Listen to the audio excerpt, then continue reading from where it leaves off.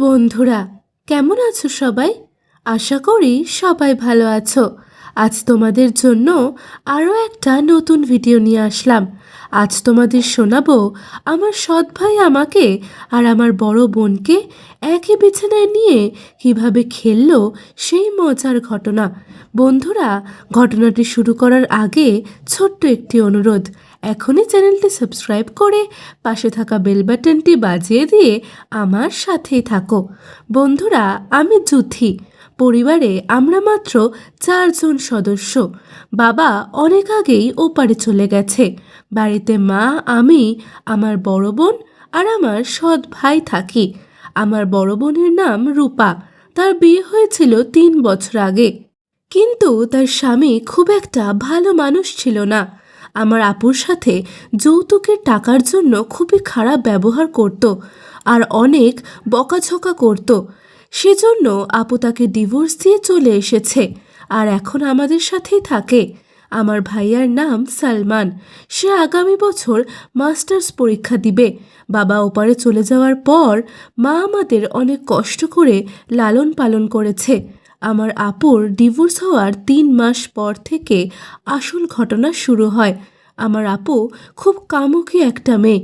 সে বিয়ের আগেও অনেক ছেলের সাথে খেলাধুলা করেছে, আর বিয়ের পরে তো কথাই নেই। দিনে রাতে যখনই সময় পেত তখনই দুলাভাইয়ের সাথে মজা করত। কিন্তু এখন তো তার ডিভোর্স হয়ে গেছে, তাই সে এখন আর কারোর সাথে খেলা করতে পারে না। এদিকে আমার আপুর পেঁপে দুটো বেশ বড় বড় আর একদম তুলতুলে নরম। আপু যখন হাঁটাচলা করে তখন তার পেঁপে দুটো এদিক ওদিক দুলতে থাকে, আর যে কোনো ছেলেকে বসে আনতে এটাই যথেষ্ট। হঠাৎ আমার ভাইয়ার ভার্সিটি বন্ধ দিল। তার জন্য ভাইয়া সারাদিন বাড়িতেই থাকতো, আর আপু যখন ভাইয়ার সামনে দিয়ে হেঁটে যেত তখন তার পেঁপে দুটো দুলতে থাকতো, আর ভাইয়া সেটা হা করে দেখত। এইসব দেখতে ভাইয়ার খুব ভালো লাগতো। তাই ভাইয়া আপুর প্রতি দুর্বল হতে থাকলো। কিন্তু হাজার হলেও নিজের বড় বোন, তার সাথে খেলা করার ইচ্ছা হলেও সেটা কখনো বাস্তবে হওয়া সম্ভব না, এটা ভাইয়া ভালো করেই জানতো। তাই সে আপুর পেঁপে দোলানো দেখত আর বাথরুমে গিয়ে নিজেকে শান্ত করত। বন্ধুরা, তোমাদের একটা কথা আগেই বলে নি, সে কিন্তু আমার আপন ভাই না। আমার বাবা 2টা বিয়ে করেছিল। এই ভাই আমার বাবার আগের স্ত্রীর সন্তান। যাই হোক, এইভাবেই চলতে থাকে ভাইয়ার জীবন। কিন্তু হঠাৎ করে একদিন তার স্বপ্ন সত্যি হতে লাগলো। ভাইয়ার সামনে একটা দারুণ সুযোগ এলো। একদিন ভাইয়া বারান্দায় একটা চেয়ারে বসেছিল, আর ঠিক তখনই আপু বাথরুম থেকে গোসল করে বের হচ্ছিল। আপু যখন ভেজা কাপড়ে বাথরুম থেকে বের হলো তখন তার শরীরের সকল উঁচু নিচু পাহাড়গুলো ভালোভাবে বোঝা যাচ্ছিল। আর ভাইয়া সেটা দেখে নিজেকে শান্ত রাখতে পারল না, তাই সোজা বাথরুমে গিয়ে নিজেকে শান্ত করলো। ভাইয়া বাথরুমে ঢুকেই দেখল সেখানে একটা শসা পড়ে আছে। ভাইয়া তখন বুঝতে পারল যে এটা নিশ্চয়ই আপু ব্যবহার করেছে। আর তখন থেকে ভাইয়াও বুঝতে পারল আমার আপুরও বেশ চাহিদা আছে। আপুর স্বামী নাই, আজ 3 মাস হলো। সেজন্যই আপু শসা দিয়ে নিজের চাহিদা মেটায়। তখন ভাইয়া মনে মনে ভাবল, তাহলে আমি যদি আপুর সাথে খেলা করতে চাই আপু নিশ্চয়ই বাধা দেবে না। বন্ধুরা, তারপর যখন রাত হলো তখন ঘটল আসল ঘটনা। সবাই ঘুমিয়ে পড়ার পরে ভাইয়া আপুর রুমে ঢুকে পড়ল। আপু তখন গভীর ঘুমে ঘুমাচ্ছিল। সেই সুযোগে ভাইয়া আপুর শাড়ির আঁচলটা সরিয়ে নিয়ে তার পেঁপেগুলো দলাই মলাই করতে শুরু করলো।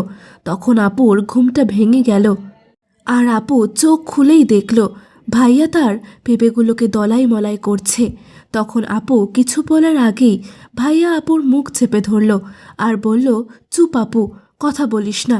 আমি কিন্তু সব জেনে গেছি। তুই বাথরুমে গিয়ে শসা দিয়ে চাহিদা মেটাস। আমি থাকতে তোর চিন্তা কিসের?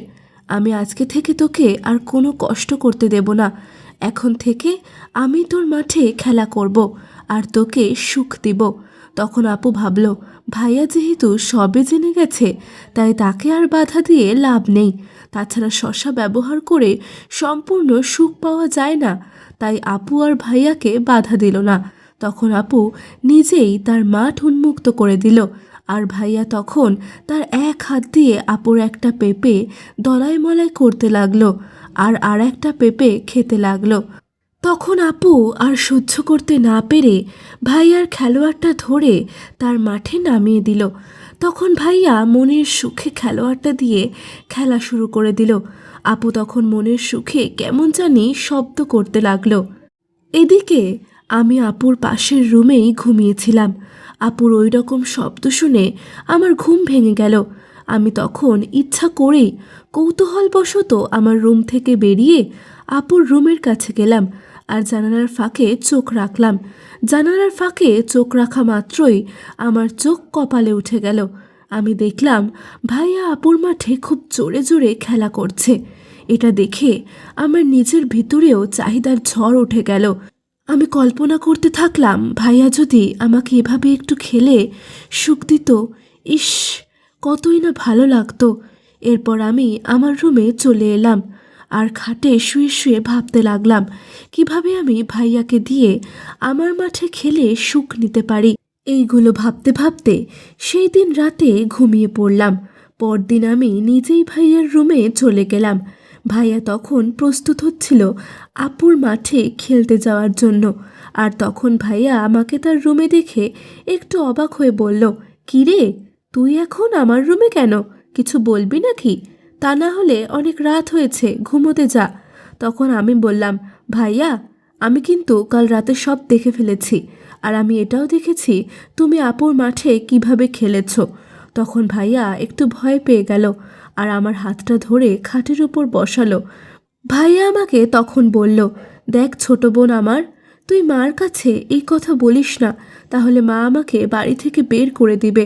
তখন আমি এই সুযোগে বললাম, "আচ্ছা ঠিক আছে, বলবো না, কিন্তু আমার একটা কথা আছে, আমার এই কথা তোমার রাখতে হবে।" তখন ভাইয়া বলল, "আচ্ছা ঠিক আছে, আমি তোর সব কথা রাখবো, তোর কি কথা বল।" আমি তখন ভাইয়াকে বললাম, "গতকাল রাতে তুমি আপুর মাঠে যেভাবে খেলা করেছিলে, আজকে রাতে ঠিক ওভাবেই আমার মাঠে খেলা করবে আর আমাকে সুখ দিবে, তাহলে আমি মাকে কিছুই বলবো না।" তখন ভাইয়া বাঁচার জন্য আমার মাঠে খেলতে রাজি হলো। তারপর ভাইয়া আমাকে ধীরে ধীরে উন্মুক্ত করে ফেলল আর খাটের উপর শুইয়ে দিল। আমার মাঠটা যেহেতু একদম নতুন, তার জন্য ভাইয়া তার খেলোয়াড়টা খুব সাবধানে মাঠে নামালো। খেলোয়াড়টা মাঠে নামানোর পর আমি এক অন্য রকম সুখ অনুভব করলাম আর ভাইয়াকে বললাম, "তুমি যত পারো আমার মাঠে খেলা করো।" আমার এই কথা শুনে ভাইয়া তার খেলার গতি আস্তে আস্তে বাড়িয়ে দিল। প্রথমে একটু কষ্ট হলেও একটু পরে বেশ মজা পেতে শুরু করলাম। এদিকে আপু ভাইয়ার জন্য তার রুমে অপেক্ষা করছে। ভাইয়ার যেতে দেরি হওয়ার কারণে আপু নিজেই ভাইয়ার রুমে চলে এসেছে আর এসেই দেখে আমরা তখন মনের আনন্দে খেলা করছি। তখন আপু রেগে ভাইয়াকে বলল, "ভাইয়া, তুমি শেষ পর্যন্ত ছোট বোনের মাঠেও খেলা করলে?" ভাইয়া বলল, "জুথি কালকে আমাদের খেলা দেখে ফেলছে, এখন ওর মাঠে খেলা না করলে ও আম্মুকে সব কথা বলে দিবে বলছে, তার জন্য বাধ্য হয়ে ওর মাঠে খেলা করলাম। কি আর করার, বিপদে পড়লে যা হয়, তাছাড়া মাঠটা একেবারেই নতুন, খুব মজা পেয়েছি।" তখন আপু মনে কষ্ট নিয়ে বলল, "তাহলে আমার কি হবে?" তখন ভাইয়া বলল, "আরে কিচ্ছু হবে না, আমি আছি তো, এত চিন্তা কিসের?" এই বলে ভাইয়া আপুকে তার কাছে ডাকলো আর বলল, "আয়, তোর মাঠেও খেলা করি, এখন থেকে একসাথে 2 মাঠে খেলবো।" তারপর আপু এসেই শুয়ে পড়ল। তখন ভাইয়া একসাথে আমার আর আপুর মাঠে খেলতে শুরু করলো। ভাইয়া আপুর আর আমার পেঁপেগুলো দলাই মলাই করতে লাগলো আর পেঁপে খেতে থাকলো। এভাবেই ভাইয়া, আপু আর আমার মজার খেলা চলতে থাকলো। বন্ধুরা, হঠাৎ একদিন রাতে আমরা সবাই খালার কাছে ধরা পড়ে গেলাম। আর সেই রাতে ভাইয়া খালার মাঠে কিভাবে খেলেছিল সেই ঘটনা তোমাদেরকে আগামী পর্বে শোনাবো। বন্ধুরা, আজ এ পর্যন্তই। এরকম নতুন নতুন ঘটনা শুনতে আর ভিডিও পেতে এখনই আমার চ্যানেলটি সাবস্ক্রাইব করো আর একটা লাইক ও শেয়ার দিয়ে আমার সাথেই থাকো। আর হ্যাঁ, তোমাদের সুন্দর ওই নখটা দিয়ে কমেন্ট করতে ভুলে যেও না যেন।